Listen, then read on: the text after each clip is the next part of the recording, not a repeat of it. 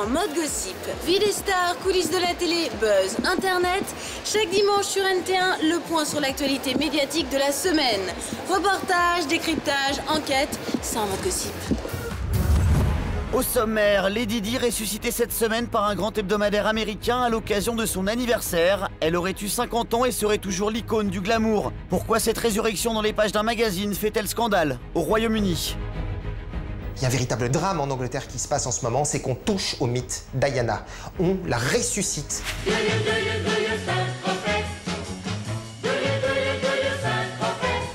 Saint-Tropez, la destination incontournable cet été comme depuis 50 ans pour tous les people.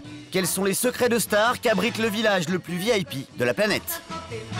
Quoi que je fasse dans ce monde, je ne peux pas envisager de passer un été ailleurs qu'à Saint-Tropez. J'étais un petit peu en dépression après toute cette attention médiatique et les dernières années qui ne sont pas très bien passées, donc j'avais besoin de prendre un peu le large et de souffler un petit peu. Laure Manodou, le retour. Après 2 ans d'absence et un bébé, la championne a décidé de replonger dans la compétition. Pourquoi ce comeback passionne-t-il autant les Français? Je pense que ça l'a apaisée, ça l'a aidée à grandir, à être moins centrée sur elle-même. Et oui, effectivement, c'est une nouvelle femme un peu plus apaisée maintenant.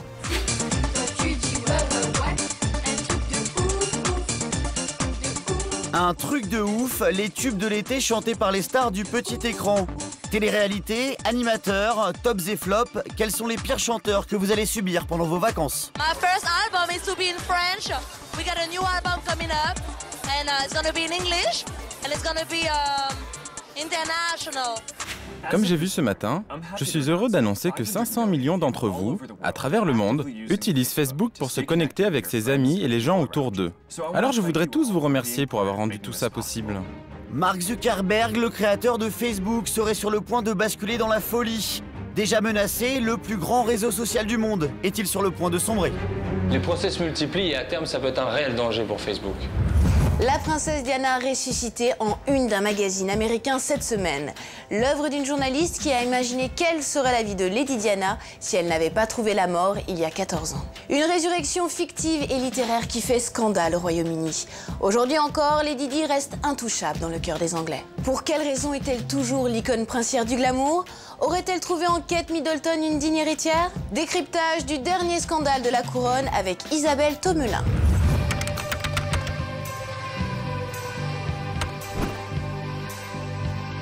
Diana qui est décédée dans un accident de voiture en 1997 et qui aurait 50 ans vendredi 1er juillet. Un magazine imagine ce à quoi ressemblerait la princesse aujourd'hui. 28 juin 2011, Diana en une d'un magazine américain. Une édition spéciale pour son anniversaire. Elle aurait eu 50 ans le 1er juillet. En guise de photo, un montage. Kate Middleton aux côtés de Lady Diana vieillie. L'hebdomadaire ressuscite le mythe, une résurrection qui fait l'effet d'une bombe. Il y a un véritable drame en Angleterre qui se passe en ce moment, c'est qu'on touche au mythe Diana.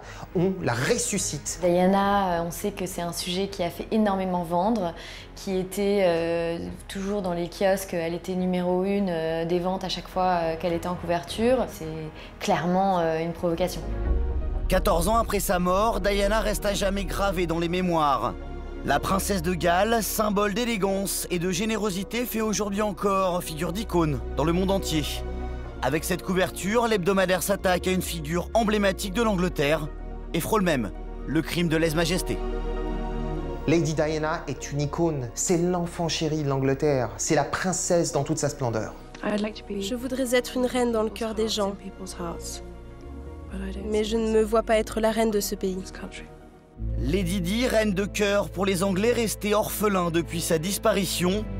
Depuis près de 15 ans, les Britanniques sont à la recherche de son héritière. L'espoir de toute une nation qui repose aujourd'hui sur les épaules de la nouvelle duchesse de Cambridge, Kate Middleton. Diana manque. Est-ce que Kate va lui succéder? Tout est là. C'est la question. Pour quelle raison ce dossier spécial anniversaire crée-t-il la polémique dans tout le Royaume-Uni? Pourquoi 14 ans après sa disparition, Diana reste encore l'icône princière du glamour? Kate Middleton serait-elle la nouvelle Lady Di? Enquête.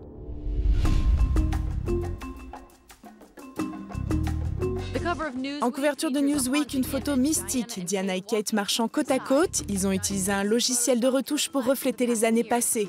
Elles sont toutes les deux vêtues de robes et de chapeaux. Elles semblent sorties des pages du même magazine. Photomontage audacieux ou anachronisme choquant? Pour célébrer l'anniversaire de Lady Diana, l'hebdo américain fait un choix à contre-courant. Pas de nécrologie retraçant le passé de la princesse, mais un dossier spécial. 5 pages pour imaginer ce qu'aurait pu être sa vie aujourd'hui. Le magazine réécrit l'histoire et fait scandale. C'est très audacieux et un peu dangereux d'avoir fait ce coup avec Diana en couverture et de faire semblant de la faire vivre aujourd'hui. Diana, elle, a passionné les tabloïds, a passionné la presse. Elle passionne toujours autant les gens. Sa personnalité est extrêmement attachante. Donc Diana est toujours dans le cœur des Anglais. C'est la princesse chérie d'Angleterre. L'Angleterre choquée qui découvre au fil des pages une Lady Di du 21e siècle. Une quinquagénaire moderne, smartphone en main, présente sur les réseaux sociaux et look hyper fashion. Le magazine invente une Diana au top des tendances d'aujourd'hui, comme elle le fut par le passé.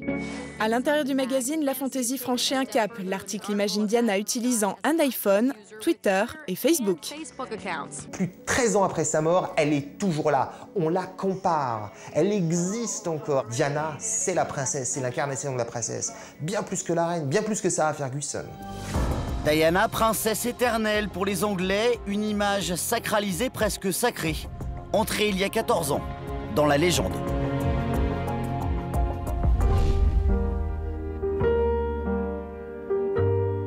Bonsoir. L'Angleterre a perdu une princesse aujourd'hui. Une jeune femme décrite par tous ceux qui l'ont rencontrée comme étant irremplaçable. Tôt dans la matinée, un accident de voiture dans un tunnel parisien a mis un terme à une vie remplie de partage, tristesse et courage, chaleur et compassion.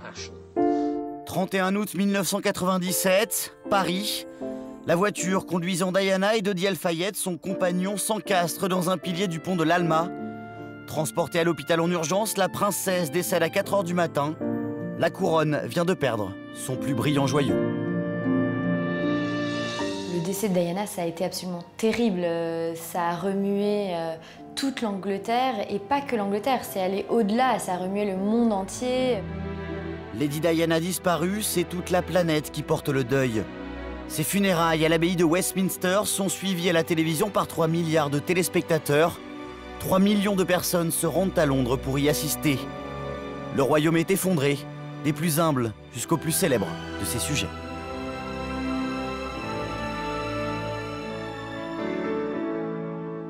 And it seems to me you lived your life like a candle in the wind, never fading with the sunset when the rain set in. Elton John, on se souvient de Candle in the Wind, lui avait rendu un hommage vibrant. C'est-à-dire que Diana passionnait les foules. Et c'est ça. Elle suscitait vraiment le fantasme. Elle était aimée par-dessus tout. Et elle manque terriblement à l'Angleterre. Tous ceux qui ont connu Diana ne l'oublieront jamais. Des millions d'autres qui ne l'ont jamais rencontrée, mais qui avaient l'impression de la connaître, se rappelleront d'elle. Lady Diana n'est pas morte. Lady Diana vit toujours dans le cœur des Anglais. Elle est toujours là. Son esprit est toujours là. Lady Diana, immortelle, mariée à l'âge de 20 ans, elle devient l'épouse du prince Charles le 29 juillet 1981. Un mariage arrangé qui la propulse immédiatement au rang de princesse de Galles. Mais le conte de fées tourne rapidement au cauchemar. Traquée par les paparazzi, Diana devient star malgré elle. Son dévouement allait au-delà des préoccupations traditionnelles d'une personne de son rang dans la monarchie anglaise. Et c'est pour ça que les gens l'aimaient, pour son aura, son glamour, pour son grand cœur. Elle était leaduse d'opinion, c'est-à-dire qu'elle était toujours en avant des modes. Sa coiffure, son brushing dans les années 80 blonds, ses tenues, et puis aussi sa stature. C'était quelqu'un qui faisait extrêmement attention à elle. Lady Diana était l'incarnation du modèle britannique. Belle, gentille, intelligente et surtout généreuse avec ses sujets. Je ne suis pas politicienne, mais je pense que la maladie dont le monde souffre le plus aujourd'hui, c'est la maladie de ceux qui ne sont pas aimés. Et je sais que je peux donner de l'amour pour 1 minute, 1 heure, 1 jour, 1 mois. Je peux donner, je suis très heureuse de faire ça et je veux faire ça. C'est vraiment une femme qui s'est battue pour que ses enfants soient des enfants comme tout le monde, pour aller faire ses courses, elle aussi, au supermarché, pour que donner un peu dans cette vie poussiéreuse de la royauté, un peu de modernisme et de gaieté et peut-être un peu une vie plus normale. Simple roturière élevée au rang d'icône planétaire, une princesse à jamais entrée dans l'histoire. Une histoire que les Anglais espèrent voir reprendre son cours avec l'avènement de son héritière.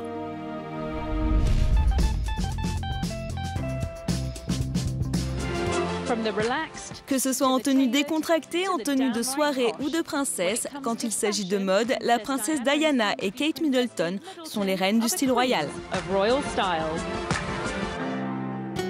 Deux reines de la mode, deux princesses comparées. Depuis l'annonce du mariage, les médias scrutent en permanence les faits et gestes de la duchesse de Cambridge. Kate Middleton, une autre incarnation du rêve princier, la promesse ou le fantasme d'une nouvelle Lady Diana. Les comparaisons entre le mariage de la princesse Diana et celui de Kate Middleton n'arrêtent pas. On se pose la question de savoir à quel point l'héritage de Diana va peser sur le mariage de Kate et sur la monarchie. L'héritière officielle aujourd'hui de Lady Di, c'est Kate, puisqu'elle a épousé le prince William. Donc forcément, il y a eu comme ça un peu cette comparaison qui a été faite entre les deux. Les deux princesses côte à côte, c'est clair, le style de Diana continue d'exister dans le placard de Kate. Là, on est vraiment dans le fait de susciter le désir du public d'aimer autant Kate Middleton que Diana. Malheureusement, Kate Middleton passionne moins les foules que Diana. Kate ne passionne pas, ce qui n'est pas le cas de sa sœur, Pippa. Révélée aux yeux du monde le 29 avril à l'occasion du mariage de son aîné, c'est vers elle que tous les regards sont désormais tournés. Elle provoque exactement le même engouement que Diana au début des années 80.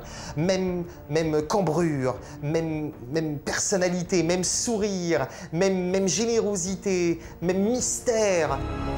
Entre Kate et Pippa, qui est l'héritière de Diana? Si la couverture du magazine a choisi la princesse officielle, le mystère reste entier. La place de Lady Di dans le cœur des Anglais, elle, ne sera jamais remplacée. Cette année encore, la destination phare d'un été de stars, c'est Saint-Tropez. Quelles sont les personnalités les plus attendues cette année? Quels sont les secrets des stars pour voir et être vus à Saint-Tropez? Un reportage de Charles Vieux-Melchior.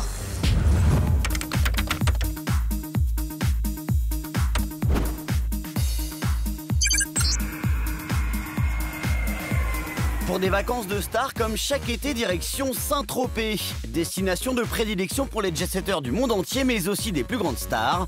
En 50 ans, le petit port de pêcheurs est devenu la référence du chic et du glamour. Quoi que je fasse dans ce monde, je ne peux pas envisager de passer un été ailleurs qu'à Saint-Tropez. Saint-Tropez, une légende à laquelle tous les people veulent appartenir, et cet été encore, les stars ne manqueront pas à l'appel. On peut imaginer que cet été, il y ait les mêmes personnes, les mêmes people qu'il y a eu l'été dernier. Paris Hilton, Pamela Anderson, on compte aussi sur Kate Moss, toute fraîche mariée, qui ira sans doute faire un tour pour fêter sa nouvelle vie, Naomi Campbell. 2 mois par an, ce petit coin de paradis devient the place to be pour tous les fêtards de la planète, qu'ils soient célèbres ou anonymes, un rituel pour les accros de la fête. C'est un point de rencontre, c'est un lieu de rendez-vous, c'est un endroit... je dirais pas incontournable, mais c'est un endroit phare. À Saint-Tropez, il y a 2 mondes qui se rencontrent. Il y a d'un côté les touristes en short, en banane et en claquettes qui sont sur le port à manger des glaces. Et de l'autre côté, les stars. Et si on veut être photographié cet été en bikini, Saint-Tropez, en général, c'est la destination rêvée. Quelles sont les stars attendues cet été à Saint-Tropez? Comment percer leur intimité? Quels sont les secrets des jours et des nuits tropéziennes? Reportage au cœur du village le plus VIP de la planète, Saint-Tropez.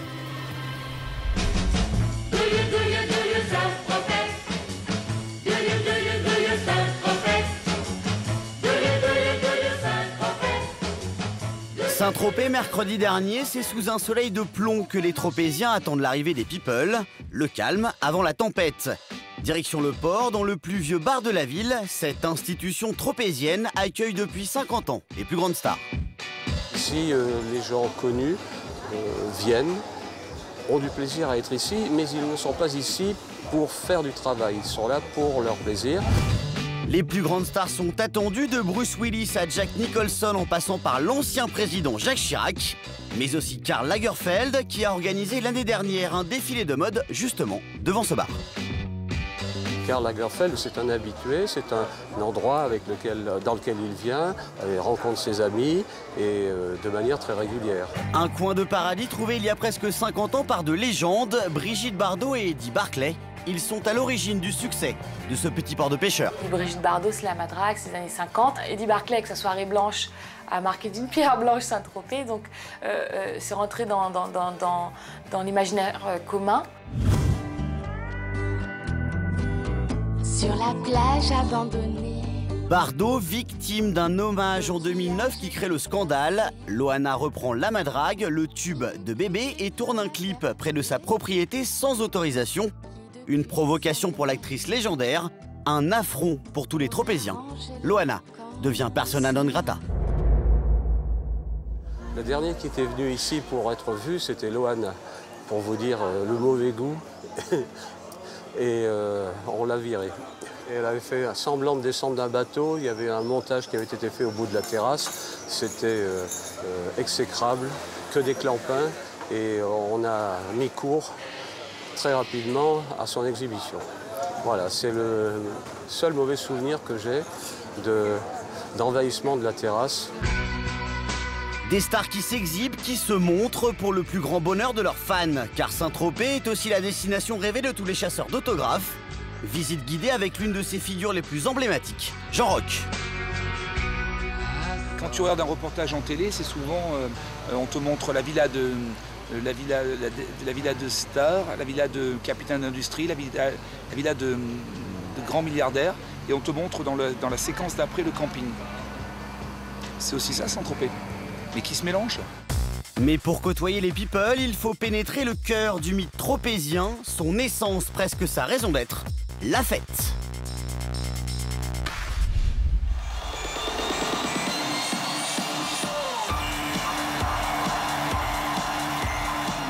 Saint-Tropez ou le symbole de la fête perpétuelle. Un lieu incontournable même pour les plus grandes stars. Pendant 2 mois, 24 heures sur 24, il est possible de vivre aux rythmes entêtants des DJ. Une ville prisée, convoitée par tous les fêtards du monde. À Saint-Tropez, on peut faire la fête, danser, de jour comme de nuit. Saint-Tropez ne s'arrête pas. Il y a pas de... C'est l'équivalent d'Ibiza, mais quand même en plus classe. Puisqu'il y a vraiment un cachet, il y a une histoire à Saint-Tropez qu'on n'a pas encore à Ibiza.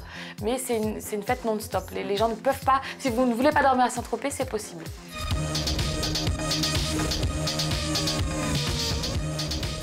Sex and Sun sur les plages de Ramatuelle, le Club 55, la Voile Rouge ou sur un yacht au large du Golfe. Champagne, baignade, délire ambiant, comme ici, au Nikki Beach, un cocktail détonnant pour commencer la journée. Une fiesta VIP débridée, ensoleillée, que les people consomment sans modération. L'après-midi, sur ces plages privées, c'est une ambiance assez proche finalement de celle qu'on peut voir dans les boîtes de nuit. C'est une piscine dans laquelle on danse et on boit plus qu'on ne nage et qu'on fait des longueurs. On y rentre si on a ces entrées, donc il faut connaître les gens de la sécurité. Et oui, on y côtoie du VIP qui sont souvent plus relax parce que voilà, on est sur la plage, il fait beau, il y a du champagne qui coule à flot, il y a de la bonne musique, il y a des DJ connus qui viennent animer.